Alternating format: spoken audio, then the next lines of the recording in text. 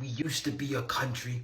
I said I wasn't going to get political on this app, but sweet baby Jesus, we used to be a country. In the mid-late 2000s, this right here was peak fashion. The tantamount point was this outfit right here. If you showed up to school in this, oh my God, party shut down. Before the Instagram get ready with me's, before the TikTok fashion trends hit, this right here was the only thing that made sense. It was the only way you could get dressed and get fleed. This was it.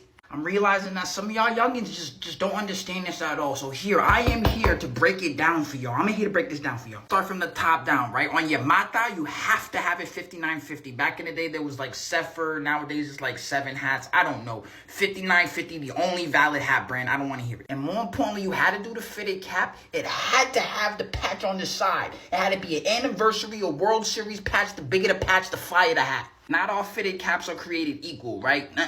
Right? It has to be a gray bottom fitted. We do not wear black nasties. During the pandemic, y'all try to get crazy with these lemonade pinks and these baby blues, ridiculous business. That is bad work, reprehensible behavior. The only color that is valid that is not gray, it's going to be like a vintage Cooperstown green. You know what I mean? That Cooperstown green is tough. It's a little bit of a vintage style. We could get down with that. I could do a whole video about Good Ralph. But right here, listen, back in the day, the bigger the horse, the more fire it was. I don't make the rules. It is what it is. Nobody wanted the small horse. If you had one with a country on it, oh my, you was the coolest guy around. Rugby.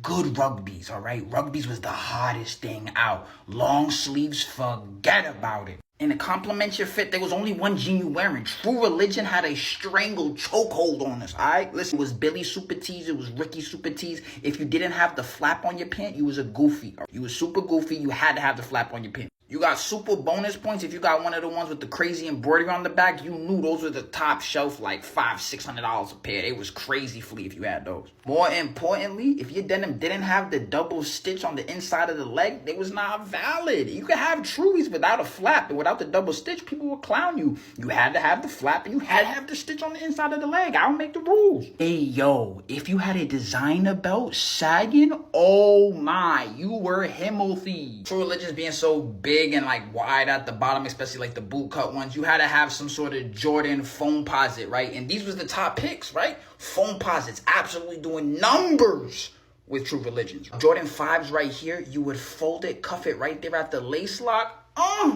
Mids right here, listen, I know mids, I know, but old love, new love ones, it was an era. It was the only mid that ever got love and respect. 3s, 4s, 9s, and any color variations, and all white cocaine ones. Come on now. Can't forget these boys right here, Butters, double soled, not no boneless one-soled Johns, double soled Butters, crazy.